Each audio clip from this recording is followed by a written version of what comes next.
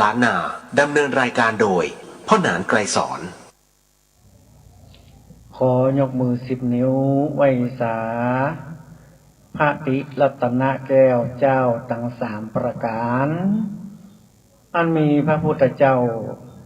พระธรรมเจ้าพระสงฆ์เจ้าน้อมไหว้สาปุญญาบารมีธรรมพระเดชพระคุณพระเถรานุเถระเจ้าคณะพระสังฆาธิการสามเณรเจ้าจุตนจุองค์ด้วยความเคารพยิ่งตลอดจนถึงท่านผู้ฟังญาติธรรมนักศีลนักบุญพื้นบ้านล้านนาทุกท่านทุกคนด้วยความเคารพครับผมยินดีต้อนรับเข้าสู่รายการสัปปะเรื่องเมืองล้านนาทุกวันอาทิตย์เราก็มาฟังรายการจากปน้อยปนานปจานวัดวันนี้ก็มาฟังกันแถมนะครับรายการสัปปะเรื่องเมืองล้านนานะครับจัดขึ้นที่สถานีวิทยุขึ้นพระพุทธศาสนาและวัฒนธรรมนะครับระบบ FM นะครับ 104.50 นะครับตั้งอยู่ที่วัดไฟหินในมหาวิทยาลัยเชียงใหม่นะครับสถานีตั้งอยู่นี่ในวัดในว่าแล้วก็อยู่ในมหาวิทยาลัยตุยรายการของพระอาจารย์วนาไกรสอนทุกวันอาทิตย์นะครับตั้งแต่เวลา 10 โมงถึง 11 โมงก็มาฟังกันได้เนอะรายการสัปปะเรื่องเมืองล้านนาเรื่องเหตุของมาเก่าเนี่ยเอามาโอ้จ๋าพ่อแม่พี่น้องท่านผู้ฟังได้ฟังกันคนเฒ่าคนแก่นะที่อยู่ทางบ้านยังจองนะคนไปไหนบ่ได้เพิ่นก็ฟังวิทยุพระพุทธศาสนาก็ฟังกันม่วนนะครับรายการของพ่อน้อยพ่อหนานหรือว่ารายการของตุลุงตุอุ้ยตุปู่นะหลายท่านหลายคนหลายพระสงฆ์องค์เจ้านะครับครูบาอาจารย์หลายท่านหลายคนก็มาในสถานีวิทยุขึ้นพระพุทธศาสนาและวัฒนธรรมตั้งอยู่ในวัดไฟหินนะครับก็มาฟังกันม่วนๆก็เรื่องกินตางานบุญทั้งหลายนี่แหละเอามามาจ่ากันเนาะเรื่องของศาสนาพระพุทธเจ้าเนี่ยศาสนาพระพุทธเจ้าของเขาเนี่ยเป็นศาสนาประจำชาติไทยหนึ่ง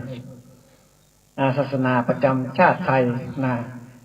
พระบรมนะครับพระเจ้าแผ่นดินองค์แล้วองค์เล่าเพื่อก็นับถือศาสนาพระพุทธเจ้าของเนี้ยเพื่อเลยเอาเป็นศาสนาประจำชาติไทยนะศาสนาพระพุทธเจ้าเนี่ยนะศาสนาเป็นศาสนาประจำชาติไทยนะครับบอกลูกบอกหลานโดยไทยเขาเนี่ยประเทศไทยเนี่ยมันมีชาติศาสนาพระมหากษัตริย์นะพระมหากษัตริย์พระเจ้าแผ่นดินแล้วก็มีชาติไทยนะมันจะมีธง3 สีเนาะสีแดงสีน้ำเงินนะกับสีขาวนะสีขาวนะพระพุทธศาสนานะนักศีลนักบุญทั้งหลายเนี่ยอุบาสกอุบาสิกานะสีขาวก็ใส่สีขาวนะสีขาวกับพระพุทธเจ้าของเรานี่แหละศาสนาพระพุทธเจ้าของเราเนี่ยสีขาวพระพุทธศาสนาเนี่ยมาเป็นศาสนาประจำชาติไทยของเราบอกลูกบอกหลานโดยว่าศาสนาประจำชาติคือศาสนาพุทธนี่แหละพระพุทธศาสนาเนี่ยศาสนาอื่นมาใจเพิ่นพระเจ้าอยู่หัวพระเจ้าแผ่นดินเนี่ยเพิ่นนับถือศาสนาพระพุทธเจ้าของเราตลอดเลยดูที่ไหนได้ตรงไหนได้ดูที่พระบาทสมเด็จพระเจ้าอยู่หัวนี้เวลาเพิ่นจะเสกซ่อมย้อมงบขึ้นครองราชย์อย่างเนี้ยเพิ่นจะต้องเอาหมู่พราหมณ์หมู่พระสงฆ์องค์เจ้าเนี่ยไปทำพิธีเสกซ่อมย้อมยศเวลาทำให้มียศมีศักดิ์เป็นพระเจ้าแผ่นดินเนี่ยเพิ่นจะต้องเอาพระสงฆ์องค์เจ้าเนี่ยนำบวชนำสวดมนต์หมู่พราหมณ์ทั้งหลายก็มาหลายเป็นพิธีกรรมของพราหมณ์พราหมณ์กับพุทธนี่มันมาด้วยกันเนาะศาสนาพุทธศาสนาเนี่ยเวลามีกิจการงานบุญเวลาพระบาทสมเด็จพระเจ้าอยู่หัวเพิ่นจะทำบุญอย่างประจำปีก็ทำบุญครบรอบของในเพิ่นเกิดมากันอย่างนี้นะเพิ่นจะต้องเอาพระสงฆ์องค์เจ้านี่แหละ ครบรอบวันเกิดของในหลวงอย่างวันที่5 ธันวาเนี่ยก็จะเอาพระสงฆ์ข้าเจ้าเนี่ยมาสวดมนต์หมู่พราหมณ์ทั้งหลายเนี่ยมาทำพิธีกรรมทำพิธีนะครับสวดมนต์ทำพิธีอย่างนี้แหละมันเป็นศาสนาประจำชาติไทยเลยนะครับเป็นศาสนาประจำชาติไทยศาสนาพุทธนะครับพุทธศาสนานะครับมีพระสมณโคดมบรมครูนะครับที่เฮาไหว้เฮาสาเฮานับถือกันถึงวันเนี่ยพระพุทธเจ้า5 พระองค์เนี่ยนะโมพุทธายะเนี่ยนะโมพุทธายะเนี่ยคือหัวใจของศาสนาพระพุทธเจ้าของเราพระเจ้า5 พระองค์ครับพระเจ้า5 พระองค์เนี่ยนะโมพุทธายะญะถาพุทโมนะในบทนี้เป็นคาถาเนี่ยพ่อแม่พี่น้องท่านผู้ฟังทั้งหลายนะโมพุทธายะนี่นะญะถาพุทโมนะนี่นะนะก็ได้แก่พระพุทธเจ้าชื่อกากุสันทะนะโมก็ได้แก่พระพุทธเจ้าชื่อโกนาคัมมนะนะพุทธก็ได้แก่พระพุทธเจ้าชื่อกัสสปะนะทาได้แก่พระพุทธเจ้าชื่อโคตัมมะยะได้แก่พระพุทธเจ้าชื่อพระอริยเมตไตรศาสนาพระพุทธเจ้านี่เปิ้นเดี๋ยวมาเอาสัตว์เป็นเท่าที่สัตว์นะครับพระพุทธเจ้านี่จะเกิดมาจากโพธิสัตว์ทั้งหลายอย่างกากุสันทะแม่ไก่เนี่ยโกนาคัมมนะของแม่นาคนะเป็นนาคกัสสโปก็เป็นเต้านะโคตมะก็เป็นพระโคเป็นงัวน้องเขาสังเกตได้ว่างัวเนี่ยในประเทศอินเดียนี่นะก็จะปล่อยไปตามกัดตามนี่ตามป่าจ้าตามที่ไหนมันมีกังงัวที่เปิ้นมาฆ่างัวกินเด้อเพราะงัวเป็นงัวเป็นเทพเจ้าหรองัวเป็นเทพเจ้าเป็นพระโคตมะเปิ้นมาฆ่าในประเทศอินเดียที่เปิ้นจะมาฆ่างัวปล่อยไปตามตีกัดตำนี้ตำป่าตำแพะตำต้งตำนามีกระงัวเปิ้นมาฆ่ากินนะมาได้ไทยนี่บอกว่าอย่างสักอย่างเนาะงัวควายจังมานะครับเปิ้นนับถือนะครับอันนี้มันเป็นที่เป็นของโพธิสัตว์เนี่ยมันมาจากสัตว์พวกเนี้ยกากุสันทะก็เป็นไก่เป็นพญาไก่เนาะโคนาคัมมนะเป็นพญานาคนะกัสสโปก็พญาเต่าเนี่ยโคตมะก็เป็นพญาโคอริยะเมตไตรก็เป็นพระพุทธเจ้าที่จะมาเกิดไปหน้านะอันนี้แหละครับพ่อแม่พี่น้องท่านผู้ฟังทั้งหลายที่ได้ฟังนะศาสนาพระพุทธเจ้าเนี่ยมันโดยมากก็จะเป็นเรื่องของโพธิสัตว์มาเกี่ยวข้องนะอย่างโพธิสัตว์ของอิมกันเนี่ยมันสัตว์หลายๆอย่างเพิ่นก็เอามารวบรวมโพธิสัตว์นะอย่างงูนี่ก็ได้อย่างงูนี่บางประเทศนี่เปิ้นไหว้งูเด้อเปิ้นไหว้งูไว้ปูจางูเรื่องง่ายเนาะมันมีตำนานเหมือนกันนะเรื่องของงูเปิ้นปูจางูนี่นะต่างประเทศนะมันมีตำนานว่าตัวเป็นหัวเป็นโคนตัวเป็นงูนะเป็นนางพญางูนะหลายประเทศนะครับที่เพิ่นนับถืองูเพิ่นเพิ่นจะนับถือพญางูนะเอาเป็นที่ไหว้ที่ศาลอีกก็มีนะมันมีหลายบทบาทพ่อแม่เป็นน้องท่านผู้ฟังบอกว่าประเทศจีนก็ขั้นเน็ตเลยเรื่องของนาคของงูเรื่องของมังกรนี่เพิ่นนับถือเพิ่นไหว้กันโอ้มากเลยนะครับเรื่องของงูนี่ประเทศเขมรนะอย่างปิเมียงูอย่างในหนังนั่นน่ะมาจากประเทศเขมรมันเป็นลัทธิของแต่ละท่านละคนนะเพิ่นจะไหว้กันเพิ่นจะไหว้กันแต่ละท่านละคนก็นางเข้าไปศึกษาดูในอินเทอร์เน็ต Facebook นี่นะโอ้บางประเทศนี่เปิ้นยกย่องอันนั้นน่ะเปิ้นห้องอย่างพระศิวลึงพระศิวลึงคือคล้ายๆปลัดขิกใหญ่ๆน่ะเปิ้นแปลงมานะเปิ้นเอามาแห่รอบบ้านรอบเมืองบ่มีพระพุทธเจ้าบ่มีมีบางประเทศเปิ้นอ่านเข้าไปดูในอินเทอร์เน็ต Facebook เปิ้นจะเอาเนี่ยบายเพศของผู้ชายไม่ยิงเนี่ยมันจะทำเทียมขึ้นมาใหญ่ๆแล้วเพิ่นก็เอามาแห่ทั่วบ้านทั่วเมืองมีไม่ยิงมีสาวพรหมจรรย์อย่างทั้งหลายนี่เพิ่นไปแห่แล้วเพิ่นก็มาทำพิธีมากๆเลยต่างประเทศเนี่ยไม่ใช่บ้านเฮา เนี่ยพระศิวลึงเนี่ยศิวลึงคืออวัยวะเพศของผู้ชายเนี่ยเพิ่นเอามาทำใหญ่ๆนะใหญ่กว่าตัวเฮานี่เลยเพิ่นเอาแห่รอบบ้านรอบเมืองตึงของผู้หญิงด้วยศิวลึงหรือโยนีเนี่ยมันจะแปลงใหญ่ๆแล้วเพิ่นจะเอามาแห่ไว้เข้าบ้านรอบเมืองแล้วก็เพิ่นก็โอ้คน บ้านเพิ่นนี้บ่มีพระพุทธเจ้านะเพิ่นจะแห่เพิ่นถือว่าเป็นของสร้างโลกกับหัวเนาะเป็นของสร้างโลกของสายเพิ่นจะคิดงั้นนะของอย่างเนี้ยเป็นสร้างโลกคนมาเป็นคนเกิดขึ้นมาอันอย่างตั้งหลายมันเกิดขึ้นมาเพราะว่าสิ่งสองสิ่งเนี้ยเนาะผู้ใจมันยิงนะเพื่อก็ทำเทียมขึ้นมาแล้วก็แห่กันทั่วบ้านทั่วเมืองก็มีนะครับมันหลายอย่างนะหลายอย่างที่ว่าเราจะเข้าไปดูในอินเทอร์เน็ตเฟซบุ๊กต่างประเทศเพิ่นนับถืออย่างนี้นะแต่บ้านเมืองเฮานี่นับถืออย่างเดียวคือศาสนาพระพุทธเจ้านี่เป็นศาสนาประจำชาติไทยเลยเป็นศาสนาประจำชาติแล้วก็เปิ้นนี่อย่างเวลาเราไปถ่ายบัตรประชาชนเนี่ยชาติอะไรชาติไทยเนาะศาสนาอะไรศาสนาพุทธเลือดกรุ๊ปอะไรกรุ๊ปโอกรุ๊ปเออย่างก็ว่าไปนะก็จะมีอันเทียบพร้อมเลยนะครับบัตรประชาชนศาสนาพุทธมันจะระบุไว้เรียบร้อยเลยนะครับเลือดกรุ๊ปปัญญาบอกเขียนในบัตรประชาชนนั่นเลยนะครับอันนี้แหละครับศาสนาพุทธนี้เป็นศาสนาประจำชาติไทยบอกลูกบอกหลานโดยเลิกนะครับเป็นสิ่งดีพ่อแม่พี่น้องท่านผู้ฟังศาสนาพระพุทธเจ้าของเราเนี่ยมันศักดิ์สิทธิ์ใครจะมาลบลายหายสูญดึงได้เพราะว่ามันศักดิ์สิทธิ์กว่าศาสนาอื่นทั้งหลายเลยมาบอกอ้างว่าเป็นศาสนาอย่างนั้นศักดิ์สิทธิ์มากๆเลยนะบ้านเมืองเฮาเนี่ย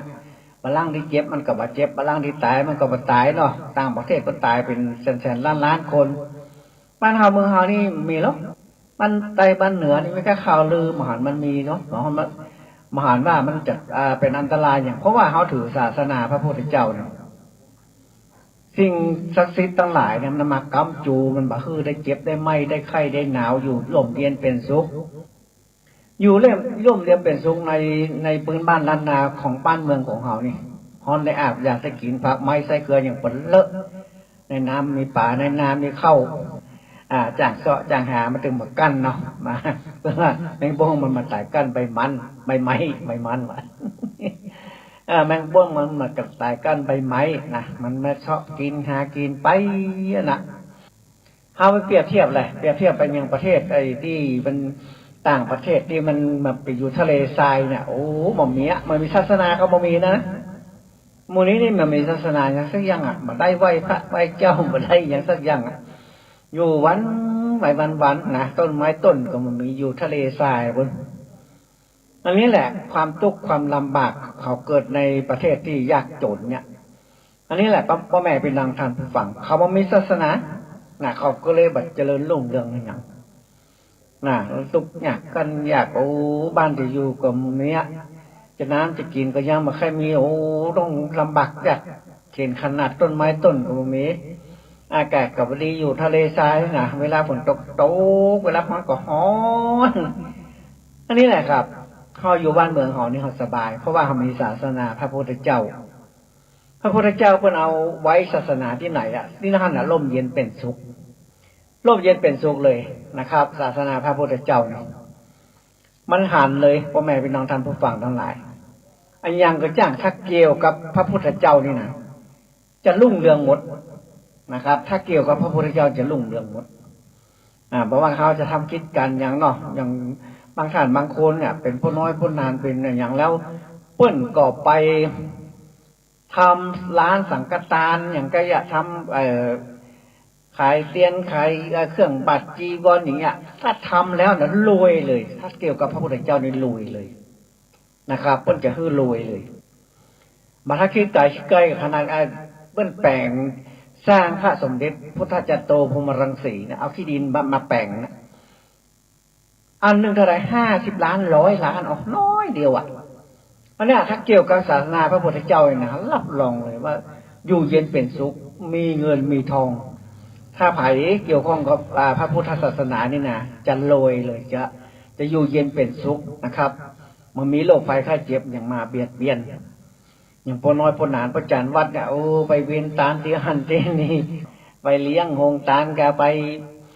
กินตานงานบุญได้นำสถานาบุญนำเปิ้นนำกินนำตานอย่างเงี้ย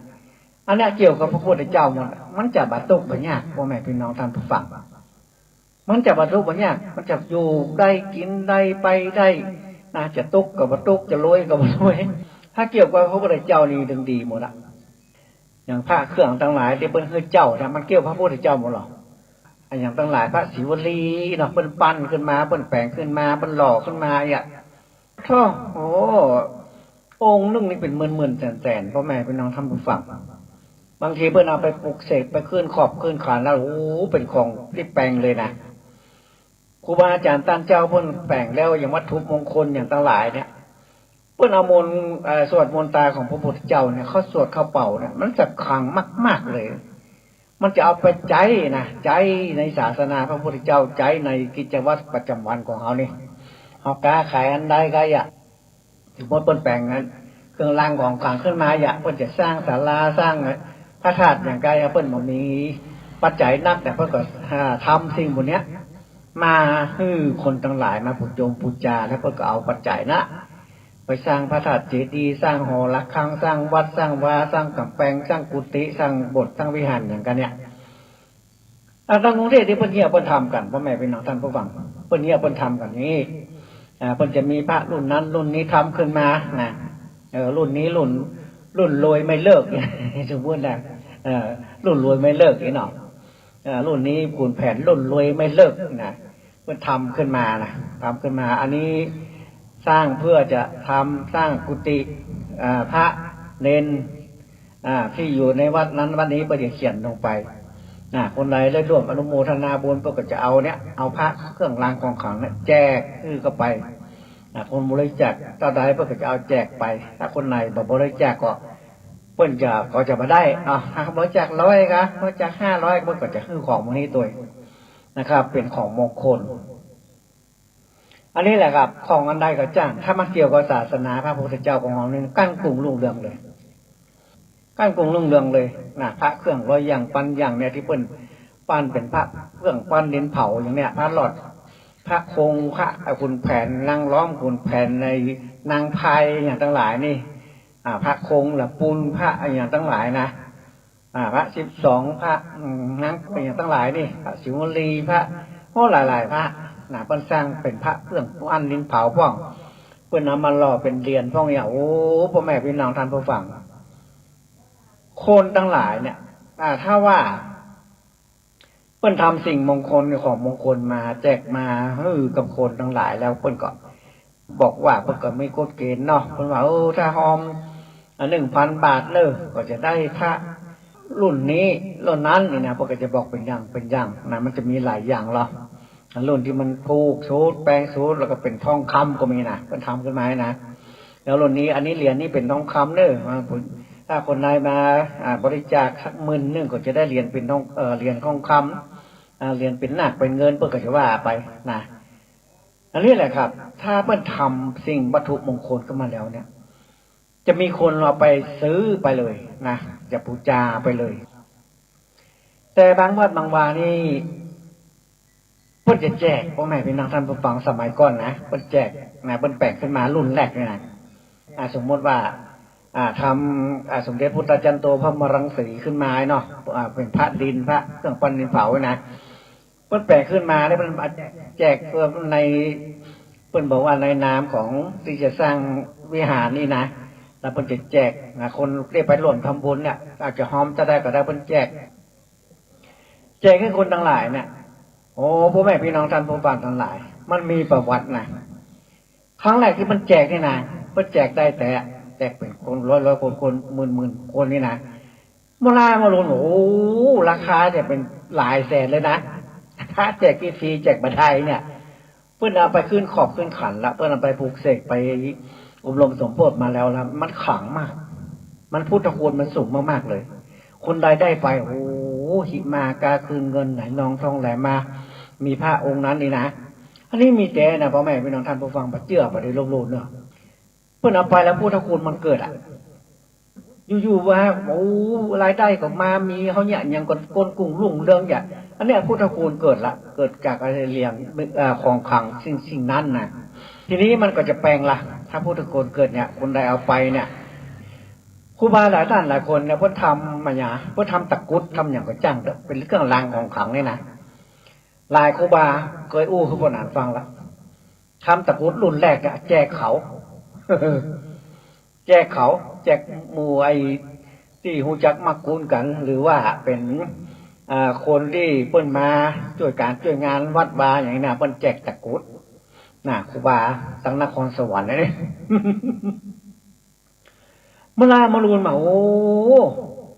ได้2-3 ปีก็เปิ้นซ้อหาไปครูบาตัวนี้ไปอยู่ไหนตะกุดดีแต่ดีว่าไอ้น่ะดีอย่างไรผู้ชายคนนั้นน่ะคนมันลุ่มบุบลุ่มแตงลุ่มฟันอย่างบัดรอดเลยบัดเป็นอย่างสักอย่างเพราะว่ามีตะกุดอันเดียวบางท่านบางคนนี่โดนเปิ้นเอาปืนยิงก็บอกออกนะปัดฟันยิงก็บอกออกมาเป็นลูกปืนด้านไปอย่าฟันก็บอกเข้านี่นะเมื่อมาลุนเปิ้นมาเสาะหาครูบานั้นไปอยู่ไหนฮะตั้งนครสวรรค์นี่นะว่านะเพิ่นก็สืบหาแล้วมาถามนะดูมากจะเป็นทหารใจแดนอย่างเนี้ยเพิ่นรู้ว่ามันเป็นของดีเนาะทีแรกเพิ่นแจกบ่ได้นะเพิ่นแจกบ่ลงมามันหันเป็นมันขลังมันยิงมันฟันมันอย่างมันชนะศัตรูหมดเนี่ยรถอย่างความรถจนอย่างมันก็ปลอดภัยเฉียวขาดหมดเนี่ยเวลามาลนมาเพิ่นคือไว้ขอบูชาอันละ50,000นะยังบ่มีนะครูบามีละรุ่นนั้นรุ่นเดียวพี่น้อง ครูบาบอกว่ารุ่นนั้นรุ่นเดียวหมดละไอ้หรอครูบาเพิ่นทำนะอันนี้แหละครับมันดีเพิ่นทำอย่างลงไปเนี่ยมันดีเด็ดแท้เลยนะเพราะว่าเพิ่นเอาไปปลูกเสกกันอย่างไปสวดไปเจริญพุทธมนต์อย่างทั้งหลายนี่เพิ่นเอาไปขึ้นขอบขึ้นขันนั่นแหละหม้อหอนทีนี่มันแบบแป้งของในมือนี้นะอย่างสมมติว่ามีครูบาเนาะโดนที่เพิ่นปฏิบัติดีปฏิบัติชอบเนี่ยคนเข้าไปหานักหลายปั๊บนักหนาป้านเพิ่นทำอย่างก็ดีมากๆเลยเพิ่นมีบุญญาบารมีนะเวลาครูบาเนี่ยเวลาเปิ้ลเอาผ้ามาคือปลุกเสกเอามาขึ้นขอบขึ้นขานมาไหว้มาโยงเนี่ยตอนที่เปิ้ลมาได้โยงนั่นนะองค์เท่าไหร่99สมมตินะนี่สมมติไปได้เลยเวลาที่เปิ้ลมาได้ขึ้นขอบขึ้นขานมาได้เปิ้ลอธิษฐานมาได้โยงครูบานั้นอย่างมาได้โยงขึ้นในขันแล้วใส่เก้าใส่หัวเธออย่างขายแต่ได้เปิ้ลขายคือบูชา99มันยากเปิ้ลโยงขึ้นแล้วบนใส่เก้าใส่หัวเปิ้ลแล้วตาใด999ขึ้นทันทีเลย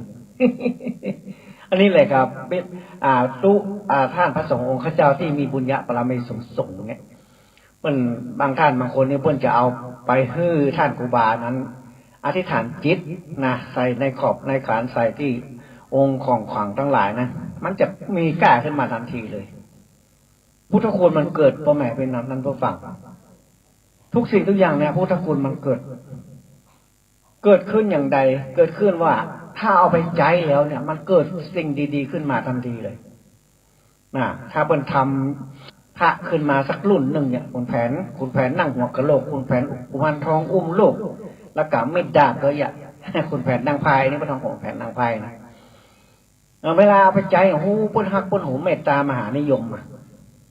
เมตตามหานิยมกล้าแม่นขายมานะเวลาเป็นปลูกเสร็จอย่างเรียบร้อยเนี่ยโอ้มันดีพ่อแม่พี่น้องท่านผู้ฟังอย่างพระขุนแผนกุมารทองขุนแผนนางล้อมเนี่ยขุนแผนนางล้อมเนี่ยมันจะมีนางล้อมล้อมขุนแผนถ้าขุนแผนขุนช้างเนี่ยนะขุนแผนนางล้อมเนี่ยเวลาปลูกเสกแล้วเนี่ยโอ้สุดยอดเลยเอาไปกาไปขายกาแม่นขายมันเปิ้นฮักเปิ้นหุมคนบ่ได้เมียก็จะได้เมียคนบ่มีแฟนก็จะได้แฟนบางท่านบางคนแบบเชื่อพ่อแม่เป็นนางท่านผู้ฟังมันมีคนหนึ่งเพิ่นนี่ได้ครับเพิ่นค่าได้เมียง่ายเนาะเพิ่นค่าได้เมียเพิ่นเป็นหนุ่มแล้วหน้าตาก็บ่ค่อยงามเนี่ยมันเป็นหนุ่มขึ้นมาดำขี้เละเนี่ยบ่ค่อยงามค่อยดีบ่ค่อยหล่อนะครับหน้าตาบ่ค่อยหล่อดำบ่งามบ่ดีเป็นนักเรียนไปเรียนหนังสือแล้วก็โอ้ไปพอว่ายิงคนละวันหนึ่งไปหาใช่ไม่ยิงอันนี้โอ้ยน้องนี่เขาได้ไปเขาได้งาเขาได้เป็นเมียเนาะ งามก็งามตาก็งามหน้าตาผมร่างกายกำอู้กำจ่าอย่างดีบนตรงพระเชี่ยงนี่นะพระใจเขานะใครได้อะใครได้ก็ได้เป็นเมียก็ได้เป็นภรรยาอย่างมาหน้าฮักหน้าดูใครได้ขนาดนะอย่างได้กับจ้างเนี่ยตัวกับมันรอว่างามไม่นอนไปปรึกษาเพื่อนมันน่ะผู้ใจคนนั้นน่ะไปปรึกษาเพื่อนเขาติดใจมันไม่ยิงคนหนึ่งนะเขาได้เป็นลูกเป็นเมียเขาได้เป็นแฟนเขาอย่างใดไหนหรอเพื่อนคนนั้นมันเป็นเพื่อนรุ่นพี่หรอมันมีความโหนะมีความโหนะแล้วก็เพื่อนคนนั้นก็บอกว่าเนี่ยให้คือคำแนะนำว่าพูดไปชอบผ้าคนแผ่นมาเนอะเอามาห้อยคอรับรองได้เมียได้แฟนเลยหรอผู้ชายคนนั้นกับแจ้งยังไงล่ะพอดีป่อของเพื่อนเนี่ยเพื่อนสะสมพระเครื่องไว้ผู้ชายคนนั้นก็สอบไปคนพ่อคนพ่อหิ้งพระคนพ่อถูกผ้าที่ป่อเพื่อนเก็บไว้ไปปะคุณแผนนั่งหัวกระโรกอุ้มลูกนะอุ้มกุมารทองแล้วก็กำไม่ดาบเลยนะพุทธของคุณแผนนางพายตรงนี้นะโหได้มาอันหนึ่งก็ดีใจก็เอามาครอบเรียบร้อยเอามาใส่คออธิษฐานแล้วใส่คอห้อยคอไว้วันหนึ่งไม่ยิงที่คนค่าได้นั่นน่ะมาตักเลยมาตักได้เลยมาตักอันคนนั้นเลยยิ้มฮือก่อนโอ้มันเกิดปาฏิหาริย์ละทีนี้ทุกเดือนนี้มหานี้เมื่อสักเตื้อนะมันอยากห้อยคนแผ่นนางพายแล้วมันยิงคนนั้นยิ้มคือทันทีเพราะต้นมันก็วิ่งเข้าไปหาเลยผู้ชายคนนั้นน่ะดีใจไปถามว่าชื่ออะไรครับผมอยากจะรู้จักอยากจะเป็นเพื่อนอยากจะรู้จักเลยเนาะไปเข้าตีสนิทเวลาเขาได้โอกาสเราไปยิ้มเหือเปิ้ลก็แนะนำตัวหนูชื่อนี้นะเนี่ยชื่อนี้อยู่ชั้นกันเดียวกันเนี่ยหนูชื่อนี้เป็นเพื่อนขอเป็นเพื่อนได้ไหมได้เนาะอยู่ไปอยู่มาแม่เป็นน้องท่านผู้ฟังทั้งหลายได้เป็นภรรยาจนถึงทุกวันนี้เลยได้ไม่หญิงคนนั้นคนที่เปิ้ลอยากจะฮักอยากให้ได้ทั้งนั้นได้จนถึงทุกวันนี้เลยอยู่เย็นเป็นสุขมีความสุขในครอบครัวเลยอันนี้แหละครับมาเกิดปาฏิหาริย์กับพระเครื่องแท้เลยพระขุนแผนนั่งพายขุนแผนนั่งล้อมอย่างนี้นะขุนแผนกุมารทองขุนแผนออกซึ่งก็ไม่นักไม่หลายขุนแผนมีมาเป็นม่อนานเป็นละอ่อนนะอายุเท่าไหร่นะสัก8 ขวบ 9 ขวบนะคะป้อนานนะครับเป็นละอ่อน8 ขวบ 9 ขวบเป็นยังไม่ได้บวชแล้วนะยังไม่ได้บวชเป็นเนนเด้อ พอดีมันมีคนข้างบ้านนะเพื่อขายบ้านที่แม่วางนะเพื่อขายบ้านไม้เก่าพอทีนี้ป้อนานนี่อ้ายของป้อนานมีคนหนึ่งอ้ายผู้ชายนะเพื่อจะจ้างเบาๆหมู่คนมีกำลังเนี่ย5-6 คนไปช่วยเตะเฮือนเพื่อจ้างเตะเฮือนเก่าหลังเนี้ยแล้วอ้ายป้อนานเนี่ยไปเตะคือเตะแปรรับป้อนานอ้ายป้อนานเนี่ยขึ้นไปที่เสามงคลนะจะไปยกคือยกแปรยกหลังคาเอาเนาะอ้ายของป้อนานนี่ไปปะใส่ผ้าที่เสามงคลมันเป็นหูหรอกเป็นหูเป็นห้องหูยางนะคนสมัยเก่ามันจะมีหูยางที่เพิ่นเอากายก่อนลงตั้งข้างนั่นนะอ้ายป้อนานไปจะผ้าใส่เป็นผ้าขุนแผนนั่งพายขุนแผนนั่งหัวกระโหลกนะไอ้ป้อนานก็ใจดีได้ผ้าขุนแผนนะเอาใส่ส่งเตี้ยไว้ทันทีสั่นไว้เลยบอกเขาไผ่ปากคนมาถึง7 วันแล้วมีแม่ยิงมาหาที่บ้านเขามันอย่างมาฮับมาโหมเนาะเพราะว่าอ้ายของป้อนานได้ผ้าขุนแผน ได้ผ้าขุนแผนมาแม่ยิงคนนั้นก็มาหาแม่ยิงคนนี้มาอันนี้มันเป็นเกิดปาฏิหาริย์แต่เลยผมแม่พี่น้องท่านผู้ฟังพระขุนแผนกุมารทองขุนแผนนางพายขุนแผนนางล้อมอยู่ตั้งหลายเนี่ยมันมีหลายรุ่นพ่อแม่พี่น้องท่านผู้ฟังโดยมากจะเป็นของหลวงพ่อกวยอย่างทั้งหลายนี่เข้าไปดูในเน็ตในอย่างได้ดูมันมีหลายอย่างทีนี้พวกเราอ้ายของพวกหลานเนี่ยเอาไปใจมันมุลุเอาไปหายเ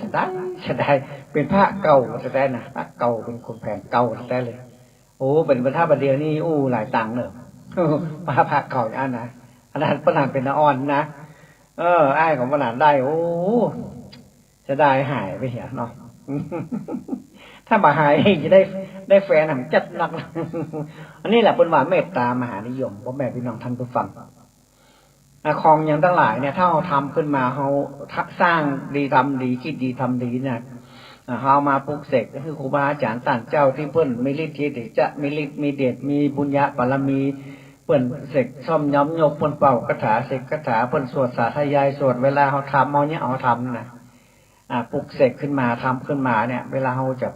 ทำการพระเผาพระเครื่องดินเผากันเนี่ยเราคือเพิ่นปลุกเสกเฮ้ยนะเพิ่นสวดสาธยายเฮ้ยนะโอ้มันเกิดความขลังขึ้นเนอะพ่อแม่เป็นนางท่านผู้ฟังเกิดความขลังขึ้นได้เวลาเพื่อนเอาไปใจเนี่ยมันเกิดเลยนะเมตตามหานิยมนะวันนี้มันจะเป็นสายเมตตามหานิยมบนเรื่องของพระคุณแผนนางร้องคุณแผนนั่งหัวกะโหลกคุณแผนนางพายนางหลายนะคุณแผนขี่ม้ามีนักนะอันนี้มันเป็นเรื่องของเมตตามหานิยมเนอะพระนางพญาโอ้มันเยอะมากๆเลยเรื่องเมตตามหานิยมพระปางลีลาพระ25 ศตวรรษกาอันนี้เป็นเมตตามหานิยม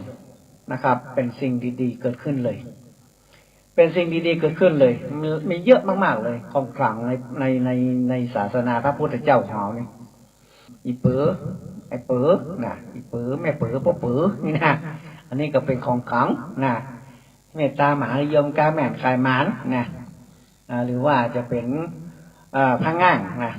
พระง่างตาแดงนะมันจะเข้ามาเป็นเมตตามหานิยมกาแม่นขายหมานนะของเก่ามันก็มีอยู่นะมีที่เปิ่นเก็บไว้มันก็มีอยู่พระง่างตาแดงพระง่างอะไรพระง่างนี่จะมี3อย่างพ่อแม่พี่น้องท่านฟังพระง่างตาแดงนะขังมากๆเลยเนอะพระง่างตาแดงเนี่ยพระง่างนี่ประวัติของเปิ้นนี่เปิ้นจะเอาเปิ้นไปบวชมันจะไปบวชทีนี้พระง่างนี้มันหายพ่อแม่พี่น้องท่านผู้ฟังมันหายเปิ้นจะโกนขวมเปิ้นจะบวชนุ่งผ้าขาวแล้วยังไปแอวกินเหล้าเมายาสมเลเทเมาไปหั่นไปนี่มันพวกพ่อเจ้าจะบวชได้นะประวัติของเปิ้นไงไปกินเหล้าไปท่าไทยไปอย่างทั้งหลายไปเป็นคนหัวจกวัยรุ่นยังเป็นอันธพาลเนี่ยจะบวชวันพวกแล้วนุ่งผ้าขาวเนี่ยยังไปสมเลเทเมาไปหั่นไปนี่ที่นี่มาเขาบุ๊บมันนะบุ๊บพังงาบุ๊บยังไงบอกก็ไปตายบุ๊บยังไงก็ไปตายโอ้มันอย่ามาคามมาโคมันบัดเนี้ยอย่าได้มาตายสักอย่างเพราะว่ามันใส่ชุดขาวมันพวกพระเจ้าจะใส่ผ้าเหลืองอะไรหรอบุ๊บยังได้มาตายบุ๊บยังได้มาตายน่าเกิดความขลังขึ้นมาเลยขณะใส่ชุดขาวก็ได้นะทีนี้ปุ้นก็มาบวชนะมาบวชมันจะมีปางที่เปิ้นมาได้บวชเนาะคนใส่ชุดขาวปางที่เปิ้นบวชแล้วมันจะมีปางเป็นหัวโล้นถ้าปางเปิ้นมาได้บวชตัวนี้มันจะเป็นหัวจิก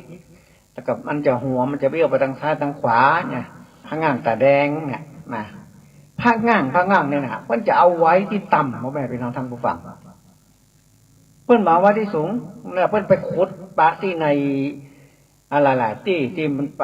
เป็นวัตถุโบราณเป็นพระธาตุเจดีย์ยังเปิ้นไปขุดไปปะเปิ้นจะสร้างใหม่จะทำใหม่เปิ้นไปขุดปะนี่นะมันจะอยู่ตามที่ต่ำๆนะตามที่เปิ้นเตียวอ่ะเปิ้นจะเอาฝังไว้ต่ำนะเปิ้นมาไว้เอาไว้สูงพระง่างนี่จะอยู่ต่ำมันชอบของต่ำของห้าของหุบของอย่างที่มันเป็นสกปรกอย่างเนี้ยสมัยก่อนเปิ้นว่านะมีคนหนึ่งได้พระง่างมาอันหนึ่งองค์หนึ่งโอ้พระพุทธเจ้าห้อยแอวหรอไปไหนก็เป็นเมตตามหานิยมพอมาถึงบ้านแล้วเพื่อนอย่างไรเพื่อนเอาไว้ยองหิ้งผ้าไว้โอ้มันพูดภาษาหาที่ไหนก็บ้าว่ะโอ้พระง่างหายแล้วแหละเนาะคนไปซ่อไปสมาถึงมาเด็กไปอยู่ในซาสิ้นสาผ้าของมันยิงปุ๊บมันอยู่ชอบอยู่ต่ำๆนะอยู่หิ้งผ้าเมื่อมันตกไปอยู่ซาสิ้นสาผ้าปุ๊บมันชอบของต่ำนั่นแหละเปิ้นห้อยเวลาเปิ้นห้อยเนี่ยเปิ้นจะห้อยเอาไว้เอวผ้าง่างตาแดงผ้าย่างนี่นะเปิ้นห้อยเอาไว้เอวชอบของต่ำๆนะเวลาเปิ้นจะเอาไปฝังไว้ตามพระธาตุเจดีย์ทั้งหลายเปิ้นจะวางไว้สูงเปิ้นจะเอาไว้ตามที่คนเตียวคนที่ต่ำๆนะอันนี้ของประวัติของผ้าง่างเลยผ้าง่างตาแดงอันนี้เป็นของขลังพ่อแม่พี่น้องท่านผู้ฟังผ พระง่างตาดแดงนะพระแม่นางพวกในอีเป๋อไอ้เป๋อนะมูนี้ไปของขังมาพ่อแม่เป็นน้องท่านประวังทั้งหลายของขังพื้นบ้านนานานี่มีนักมี108อย่าง108อย่างนี้เป็นตัวอย่างเพื่อบ่ได้มันมีนักในพื้นบ้านล้านนาของเขาเนี่ยนะหูพระภิกษุณีเนี่ยพระภิกษุณีที่เป็นตัวเป็นโกนหัวเป็นจ้างเนี่ยพระภิกษุณีนะพระภิกษุณีลาหูพระลาหูอมจันทร์อย่างเนี้ยก็เป็นของขลังนะพระอินทร์นะพระอินทร์กอดอินที่มันกอดกันเนี่ยนั่นก็เป็นของขลังปู่ชูชกที่เป็นของขลังนะปู่ชูชกนี่เปิ้นจะในตำนานของพระพุทธเจ้าเนาะเปิ้นจะไปขอกันหาจารีเนี่ยมันมีคาถาอยู่ปู่ชูชกนะเวลาจะเข้าหาพระเวสสันดรไปขอกันหาจารีเปิ้นจะว่าคาถาเลยก็ขอชาลีโยกันหาโสสุโจโกปุสโกลาภเทปุจังวันตะโกปฏิวันตานังยะโสจิตตินติภูมิตังนตุปฏินสิเลทิสิตตาปวันตเมนะปู่ชูชกจะท่องคาถาพวกนี้หรอ ท่องแล้วเข้าไปหาพระเวสสันดรเข้าไปหาไปขอลูกกันหาจารีมันก็ได้เลยนะเพื่อนเลยเอามาเป็นของขลังพ่อแม่พี่น้องท่านผู้ฟังหูปู่ชูชกนี่นะเพื่อนจะมาแป่งของขลังเวลาแป่งแล้วเพื่อนจะเอามาไปหน้าร้านไปที่ไหนก็ยะมันจะมีเวลาเขาขออย่างขอจบขอลาบขอนอนขอนี้มันก็จะได้สมความปรารถนาขอกาแม่นกายมันเนี่ยมันก็จะได้มันเป็นของขลังล้านนาของเราเลยของขลังในศาสนาพระพุทธเจ้าดีกว่าปู่ชูชกนี่เพิ่นทำมีเปละนะที่เพิ่นทำเพิ่นแป่งครูบาอาจารย์ตั้งเจ้าหลายที่หลายต่างโรคแมวเนี่ยโรคแมวในเพิ่นก็ความเชื่อของบุคคลความเชื่อของล้านนาของเชื่อของคนทั่วไปนี่เพิ่นชอบเอาฮกแมวเนี่ยมาทำของขลังเพิ่นต้องเอาไปปลุกเสกเนอะฮกแมวนี่ไม้แบบนี้บ่จะได้นะเขามีแมวนะมันเกิดปุ๊บเนี่ยมันกินฮกมันเห็นหรอมันมาฮือถ้าอาหารมันกำลังจะเกิดเขาขอมันบนบ้านนะขอโลกนะอย่าเอาให้พ่อให้แม่นะอย่ามันก็จะมากินมันจะเอาฮือนะฮกแมวนี่มาให้แบบนี้บ่จะได้ง่ายๆทำเรื่องฮกแมวเนี่ยเขาใครได้นะแมวเขานี่มันกินหมดอ่ะแมวบ้านอื่นกล้าก็ฮือก็มี มันเกิดบ้านอื่นมันเกือบกล้ามือเห่าบ้านเห่าเลยนะมันก็มีเหมือนกันนะฮกแมวนะอันนี้แหละ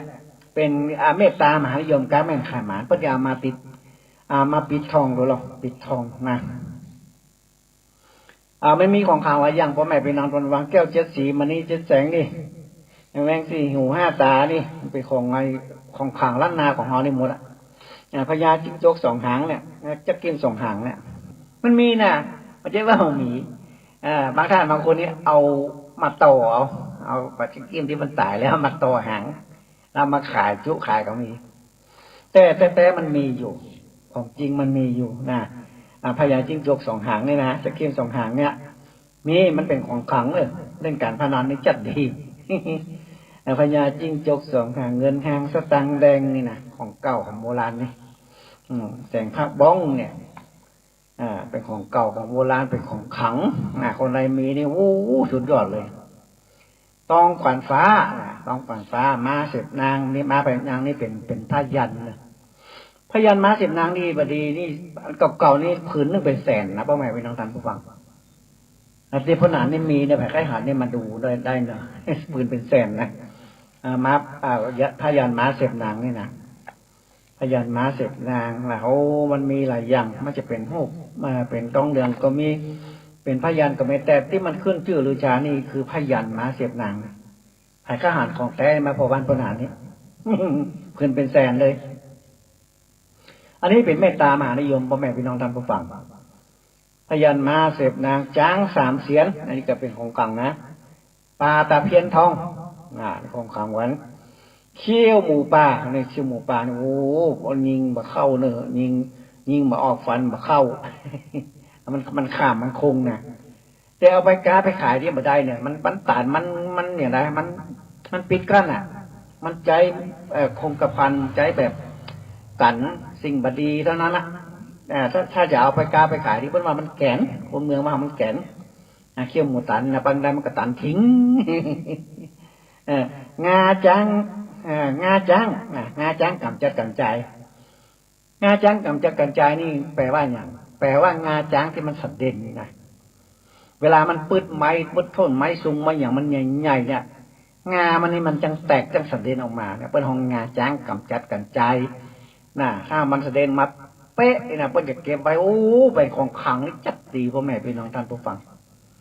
งาจ้างกำจัดกระจายหรืองาจ้างสันเด่นเนี่ยหมูมันมีนะถ้ามันมีจ้างนี่เป็นหมูหรอกถ้ามันแตกมันสะเด็นไว้มันปื้ดไม้เนี่ยเป็นไปซ้อหาตะเกียบมาเป็นของขลังแล้วเป็นอย่างมาแกะพระกาไม้แกะอย่างใดเป็นเอาห้อยคอไว้อาญาจ้างกำจัดกำจายสาสีเสกเนี่ยสาสีเจนี่ของครูบาอาจารย์ท่านเจ้าหรอกเป็นหน้าตั้งนี่เป็นหน้าตั้งนี่ก็เป็นของเก่าของโบราณของขลังพื้นบ้านล้านนาของเราพระงั่งตาแดงก็อย่างพ่อหนานมาทีเดียวพระงั่งตาแดงแสงนกคุ้มแสงนกคุ้มนี่ก็เป็นของขลังเหมือนกันยานเก้ากุมยานเก้ากุมยานเก้ากุมนี่เป็นพยัญชนะพ่อแม่เป็นน้องทางฟังเป็นของขลังพื้นบ้านล้านนาของเราเป็นของขลังปมมหานิยมมันจะเป็นของขลังพ้นสร้างพ้นทำขึ้นมาพระพรหมสีหน้าอันนี้เป็นของขลังเหมือนกันกาฝาก108อันนี้ก็มีมากาฝาก108อย่างเพิ่นนำมาใส่ถุงเป็นของขลังกาฝากมะยมกาฝากมะลุมกาฝากทับทิมกาฝากมะม่วงกาฝากมะนาวกาฝากอย่าง108ปันเก่าเพิ่นนำมาใส่ในเพิ่นเอากาฝาก108เป็นของขลังมากๆเลยเพิ่นได้มีนะที่บ้านพ่อหลานนี่บ่ถึง108หรอกแต่พ่อหลานสะสมมันเหมือนกัน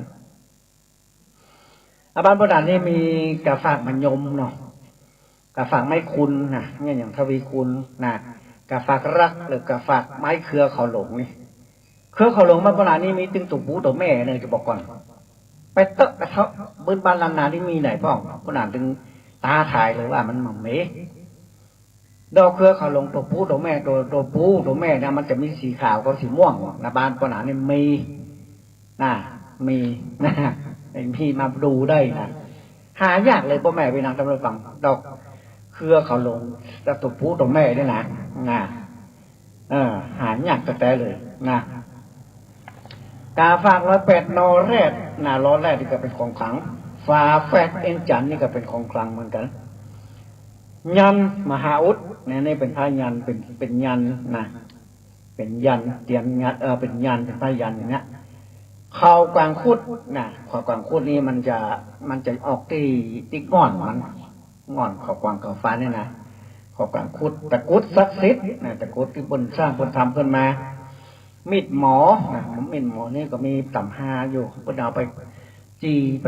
อย่างคือผีออกจากร่างกายนี่เป็นของขลังล้านนาของเขามีดหมอนี่โดยมากจะเป็นทางใต้บ่หลวงพ่อเดิมหลวงพ่ออย่างพวกนั้นคอซับจ้างนี่อันนี้คอซับจ้างนี่ก็เป็นของขลังเหมือนกันเด้อคอซับจ้างนี่มันจะต้องพุทธใจกับจ้างมาก่อนมันจะว่าอยู่ๆแปลงขึ้นมาเป็นคอจ้างนี่มาได้มาขลังคอซับจ้างใบปู2หางอันนี้ก็เป็นเมตตามหานิยมเหมือนกันครับถ้าคนไหนมีปูทั้งนักเต็มบ้านเต็มจองเป็นเลือกพอถ้ามันเกิดปะใบปู2หางนี่ผู้สุดยอดเลยเพิ่นเอามันลงยันนำมาใส่ตากแห้งแล้วเพิ่นเอามาไว้ในกระเป๋าในบ้านในจองใบปู2หางแม่นางกวกในแม่นางกวกนี่เพิ่นก็แปลงขึ้นมาเป็นแม่นางกวกพระแม่นางกวกในบ้านโบราณนี่มีเด้อแม่นางกวกนี่งามกระดาเลยโคตรพวกเงินโคตรพวกเงินโคตรพวกเงินมันจะอยู่ในจุดพวกเนาะ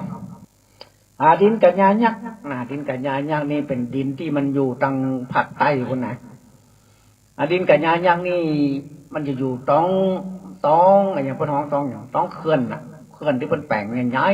ๆสมัยนั้นมันยังมาเกิดเขื่อนแต่เพิ่นจะเอาดินตรงนั้นมาดินกัญญายักษ์ที่เพิ่นเอามาปั้นพระสมเด็จองค์หนึ่งเป็น10 ล้าน20 ล้านเนี่ยเพิ่นเอาดินกัญญายักษ์เนี่ยมาปั้นพระสมเด็จสมเด็จพุทธจันโตพรหมรังสีองค์หนึ่งเป็นล้านนั่นดินกัญญายักษ์เนี่ยเพิ่นเอามารักยมนมนางอันนี้ของขลังหมดเด้อพ่อแม่พี่น้องท่านฟังรักยมนมนางนี่เป็นของขลังจ้างผสมคงจ้างผสมคงนี่เป็นของขลังชนิดหนึ่งนะครับเป็นของขลังชนิดหนึ่งจ้างผสมคงชันโรงใต้ดินชันโรงนี่แปลว่าขี้ตังนีปัญหาปัญหาขี้ตังนีมันจะอยู่ในดินเพิ่นจะเอาขุดเอามาแล้วเพิ่นมาปั้นพระปั้นอย่างชันโรงใต้ดินนี่เพิ่นนำมาทำของขลังเลย มาปั้นพระมาเต็กเป็นปิมพระนั่นพระนี่นะหินบดยานะหินบดยาสมัยก่อนนี่เพิ่นจะเอาไปหินนี่มาตุบมาต่ำเป็นยามาเป็นยานอนยานี้เพิ่นจะเอามาต่ำหินบดยางาจังน้ำนะงาจังน้ำของแท้นี่นะพ่อแม่พี่น้องท่านผู้ฟังของแท้สมมติเรามีงาจังน้ำนี่นะถ้าหอนจ้างเตียวมาพูดดูนะเอางาจังน้ำไปขีดขวางหนทางจ้างจะมาข้ามเตียนงาจังน้ำเอาขีดไว้นะขีดเส้นแล้วจ้างงาเตียวข้ามนะมาจ้างจะมาข้ามเลยถ้างาจังน้ำถ้าของแท้เลยของบดแท้นี่ข้ามอยู่ถ้าของแท้นี่จ้างจะมาข้ามจ้างจะเว้นเลยนะงาจังน้ำนี่นะอันนี้ของขังเลยงาจังน้ำยามสามตาอันนี้ก็เป็นของดีล้านนาเหมือนกันกะลาตาเดียวนี่กะลาตาเดียวกะลาตาเดียวนะกะลงตาเดียวกะลาตาเดียวนะมันมีเพียง5 ตาพวกนะกะลา3 ตา4 ตา5 ตานะแต่2 ตานี่เพิ่นเมามันเป็นทั่วไป2 ตานี่เบามันบางกะลาตาเดียวในบ้านปนานมีแต่ค่ายหันมาพอโดยมากเพิ่นจะเอามาแกะพระละหูนะแกะพระละหูกะลาตาเดียวนะกะลาตาเดียวเขี้ยวเสือนะเขี้ยวเสือ เป็นของขลังเหมือนกันเขี้ยวเสือคนใดได้โอ้สุดยอดเลยเขี้ยวเสือเสื้อยันก่อนเป็นบรรลันนาในประทับยันนี่เสื้อเป็นผืนเนี่ยมาเขียนยันแต่งมันนุ่มนะเวลาสมัยก่อนนี่เพิ่นไปรบรับจับศึกเพิ่นจะใส่เสื้อยันไปแล้วหรอยิงมันตึมเข้าปักไปตึกอ่ะ ฟันก็บ่เข้านะเสื้อยันนี่อันที่ดีๆเขี้ยวหมูตันนะเขี้ยวหมูตันนี่ของขลังเหมือนกันนะของฝันก็ได้มีที่สุดยอดเลยเขี้ยวหมูตันนี่เป็กปันจันนะเป็กปันจันนี่เป็นของขลังล้านนาของเราผ้าขันใช้สีนะอันนี้เป็นดาบเป็นน้อยเพิ่นทำขึ้นมาเป็นของดีล้านนาง่ายคล้ายๆดาบสลีกันใจนั่นนะผ้าขันใช้สีดาบสลีกันใจนางเสือไฟนะนางเสือไฟนี่เพิ่นเอามาทำเป็นตะกรุดนะถ้ามันเป็นของแท้เนี่ยหมาจะบักใกล้นะหมาหันนี่เอาใส่จ้งใส่หมานี่หมาหล่นเลยนะ ถ้าหมาประสาทหนังเสือไฟนะมันจะเล่ามันจะวิ่งหนีทันทีเลยถ้ามันเป็นของแท้ถ้ามาของบัดแท้นี่มันจะมาหล่นไปลงได้หนังเสือไฟไข่เสียมานี่ของขลังเหมือนกันข้างพุทธาข้างพุทธานี่เพิ่นจะเอามาทำเป็นตะกรุด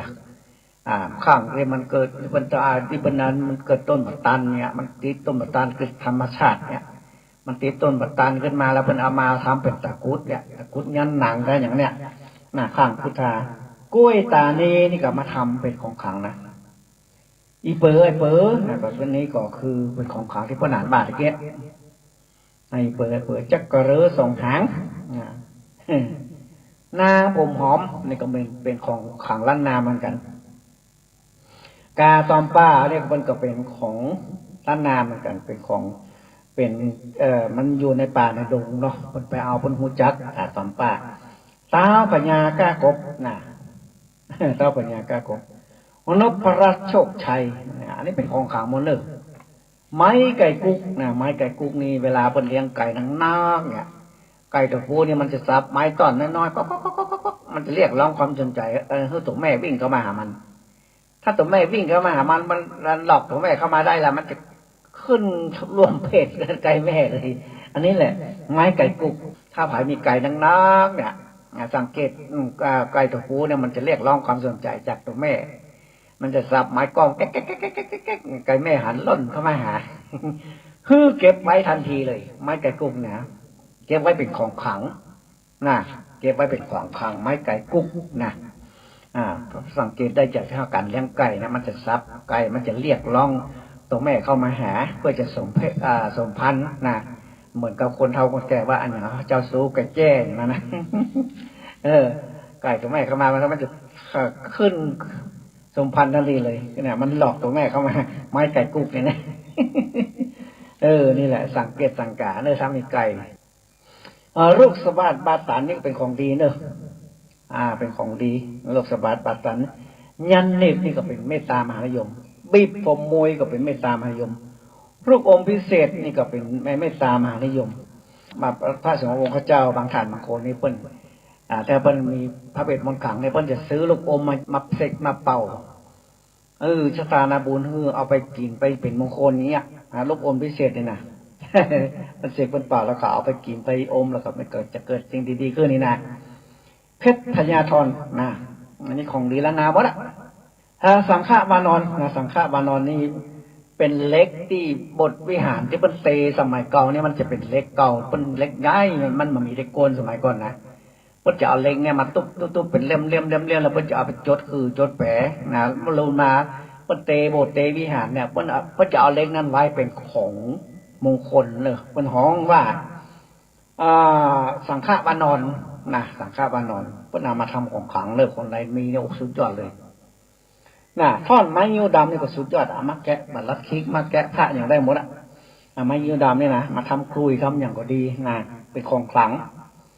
บะกำขาวนะอันนี้ก็ของขลังเหมือนกันเต้าพญาเขาคำนะเต้าพญาเขาคำนี่ก็มันเป็นเครือเขาคำเนาะเป็นของขลังเหมือนกันหินคำปุ้งในหินคำปุ้งนี่มันจะเป็นยูนีกับโลกพระศิวลึงไงศิวลึงนี่มันจะคำกันสองอย่างนี้มันจะขำกันนั่นเป็นของคนเฒ่าของแก่สมัยก่อนบนห้องหินคำโป้งโกงจัดพญาอินนะอันนี้ก็เป็นของเก่าเหมือนกันเนอะข้าวมิ้นดำนี่โหจัดดีเลยข้าวมิ้นดำนี่ขามเนี่ยพ่อแม่พี่น้องท่านผู้ฟังถ้าเพิ่นเอามาฝนเพิ่นเอามาใส่ที่เป็นสักยันนี่นะเพิ่นจะเอาข้าวมิ้นดำนี่มาสักเลยมันจะขลังมากมันจะฟันมาเข้าเลยข้าวมิ้นดำนะอัมพันเหลืองนะนี่ก็เป็นของขลังเหมือนกันหมอกเมืองนะของขลังเหมือนกันเงินเฟ้อเงินบาทนี่โอ้สุดยอดเลยเงินเฟ้อเงินบาทเงินมาเก่าไว้นะนาคบวงบาทนะนาคบวงบาทนี่เป็นผ้าว้องมันคล้ายๆกำไรที่เราใส่มือเนี่ยแต่มันน้อยหมอกประมาณสัก4 เซนอย่างเนี้ยมันเป็นงามนะมันเป็นทองเหลืองนะนาคบวงบาทได้นะพระนานเมื่อก่อนพระนานเคยหาของพวกกำนันปามเปี้ยของพระนานมันเป็นวงเป็นของผ้าว้องนะคุณแผนชมตลาดอันนี้ก็เป็นของขลังเหมือนกันราชสีห์เดินดงเทาวันหลงเทาวันหลงนี่ก็คือเครือเขาหลงนั่นนะที่บ้านพนานมีเนอะเครือเขาหลงนี่ตัวผู้ตัวแม่ตัวแม่สีขาวตัวผู้นี่สีม่วงนะมันเป็นเครือเขาหลงแล้วเพิ่นเอามาทำน้ำมันเครือเขาหลงพ่อแม่พี่น้องท่านผู้ฟังเอามาทำน้ำเมืองเครือเขาหลงเนี่ยดอกของเครือเขาหลงสีขาวดอกเครือเขาหลงสีม่วงเนี่ยเพิ่นจะเอาก้านมาอย่างมาใบมันมาทำมวลสารมาทำเป็นน้ำมันเครือเขาหลงน่าใครได้มาบ้างปัญหาดีกว่าเนาะพอต้นมันก็มีเนี่ยเขาจะว่าโอ้เอานี่เป็นเครือนั่นก็นี่บาได้ขอบพระเจ้ามาพอต้นมาเลยถ้าพอต้นแล้วก็มาถึงแล้วมาพอแล้วก็ถ่ายเอาไปเลยถ่ายโทรศัพท์ไปเลยถ่ายแล้วก็เข้าไปดูในอินเทอร์เน็ตเฟซบุ๊กเครือเขาหลงตัวปูตัวแม่เนี่ยมันเหมือนที่บ้านนานก่อรับรอง1,000%เลยว่าของจริงเลยน่ะเครือเขาหลงตัวขาตัวปูตัวแม่นี่บ้านพ่อหนานนี่พ่อหนานเราทำเมตตามหานิยมเขาจะรักจะหลงเฮาจะอินดูเฮาพี่นักนี่แหละเทาวันหลงหงร่อนมากรรำนะของดีล้านนามของโม้บ่แม่พี่น้องท่านผู้ฟังน่ะเครือเขาหลงนี่บ้านพ่อหนานนี่นะใครหานี่จะไปรับมาพอบ้านโบราณนี่เครือเขาหลงตัวปูตัวแม่นี่ตัวสีขาวนี่ใบมันจะน้อยหนึ่งดอกสีขาวงามนะตัวสีม่วงนี่ใบจะหลวงพลือพลาเต้าผ่ามือนี่โอ้งามเป็นสีม่วงดอกสีม่วงกับดอกสีขาวในเป็นท้องตัวปูตัวแม่เครือเขาหลงตัวปูตัวแม่ได้เพิ่นมาทำน้ำมันเครือเขาหลงในบ้านโบราณมีนะใครข้าได้น้อมเจริญบะเจือประดิษฐ์ลบหลู่เด้อนะวันนี้เรื่องของดีล้านนาของเขาเนาะประธานก็ว่าจ่าพ่อแม่พี่น้องเนี่ยมีอย่างก็มาฟังเนาะเกิดทำมีของดีแล้วมาบอกเพิ่นไผจะไปหูเนาะเพิ่นว่าของดีเนี่ยประธานมีประธานอย่างฟังไงฟังละของจริงนั้นเลยต้นมาเกิดมีเนี่ยคือเขาลงตัวผู้ตัวแม่สีขาวสีม่วงนะมาพอได้เลยเอาโทรศัพท์มาโดยมาถ่ายพอเลยถ่ายเรียบร้อยเอาไปเทียบดูไปพิมพ์ในเน็ตอินเทอร์เน็ตเฟซบุ๊กว่าเครือเขาหลงตัวผู้สีขาวตัวแม่สีขาวตัวผู้สีดอกสีม่วงเนี่ยพิมพ์ไปดูในเน็ตว่าเหมือนกันก่อเพราะนั้นรับประกัน1,000%เลยว่าของจริง100%เลยบ้านพ่อหนานนี่ไม่ใช่อวดว่ามีพ่อหนานสรรหามาตั้งแต่ไหนแต่ไรแล้วก็พอดีได้มาปลูกที่หน้าร้านนี่โอ้ดีแท้ๆเลยพ่อแม่พี่น้องท่านผู้ฟังมันเป็นเมตตามหานิยม เครือขลงนะเพิ่นจะเอาดอกตะปูดอกแม่นี่เพิ่นจะเอาใส่น้ำมันเก้ากินนะเอาใส่ในขวดน้อยๆแล้วเพิ่นจะมีกาฝากกัน4-5อย่างอยู่ในขวดน้ำมันเครือขลงนี่กาฝากไม่บรรลุก็ลุมล้อมเฮาเนี่ยเพื่อเอาใส่ในขวดน้อยๆนะในน้ำมันเก้ากินนี่กาฝากมายมก็เปิ้นก็จะเมตตามหานิยมเฮาจะมีในขวดฮะแล้วกาฝากไม้คุณนะเนี่ยยังก็จะทวีคุณนะเนี่ยยังทวีคุณนะได้ยังได้มาเป็นทวีคุณเลยอันนึงคือกาฝากไม้บัดรมก็จะรุมล้อมเฮาเวลาเฮาค้าขายอย่างเงี้ยก็จะรุมล้อมเฮาโอ้อันใดก็เขาก็ใครได้ใครซื้อของเฮาอีนะ อันนี้แหละพระนานมีพ่อแม่เป็นนางท่านผู้ฟังพระนานไม่ใช่คิดจุกมูสายนะสิยังอ่ะกาฝากไม้มันยงก็มีบ้านพระนานเนี่ยพระนานเอาไว้เป็นเครือใหญ่เลยกลัวเพิ่นเหมือนเชื่อว่าเป็นกาฝากไม้มันยงกาฝากไม้คุณหรือว่าไม้ลมแรงเนี่ยพระนานเอาใส่ขวดแล้วอันใหญ่ๆก็ต้องเอาไว้ให้เพิ่นดูว่านี่เรื่องของแท้เลยพระนานเอามาจากที่หนึ่งที่ใดนะกาฝากไม้บรมมาเพิ่นมารุมล้อมหมอเนี่ยกาฝากไอ้ไม้บรรจกหรือว่าเครือขลงถูกพุทธแม่เนี่ยใส่ไปในนั้นเลยหน้าภายใกล้หันมาพอ วันนี้อู้เรื่องของขังล้านนาหนึ่งเหลือเวลาประมาณ3-2 นาทีพ่อแม่ให้น้องท่านผู้ฟังอู้ม่อนนะวันนี้นอนลืมเวลาไปหน้าภายก็ดีเนอะจะหาเมื่อจันทร์วันดีก็น้อมเจิญเนอะโทรมาหาพระอาจารย์พระนางไกรสอนหาเมื่อจันทร์วันดีจะเป็กตุบทพาขึ้นบันใหม่ยกเสาเอกตั้งสรรพระภูมิกาเป็นกินข้าวบะลำกินน้ำบันลงเป็นจำเจาะด้อยผีใส่คนใส่ลมพัดลมเพเป็นกินข้าวบะลำกินน้ำบันลงเป็นผีตักผีตอครอบครัวแตกแยกอย่างนี้มาหาพระนานนี่ ของดีมีของดีล้านนาของดีล้านนาโทรมาหาพระนานก็ได้082นะครับ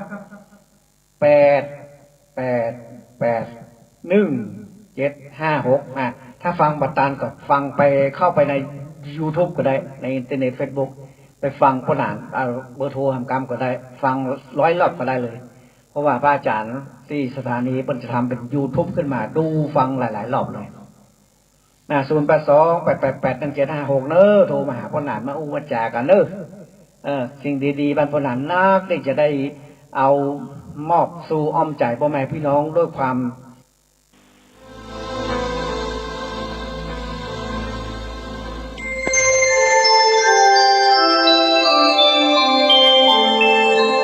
ขณะนี้ท่านกำลังฟังสถานีวิทยุกระจายเสียง FM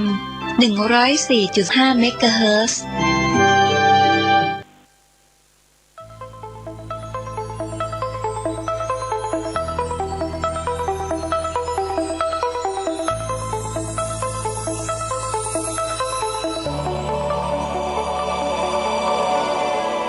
สวนป่าสามัคคีธรรม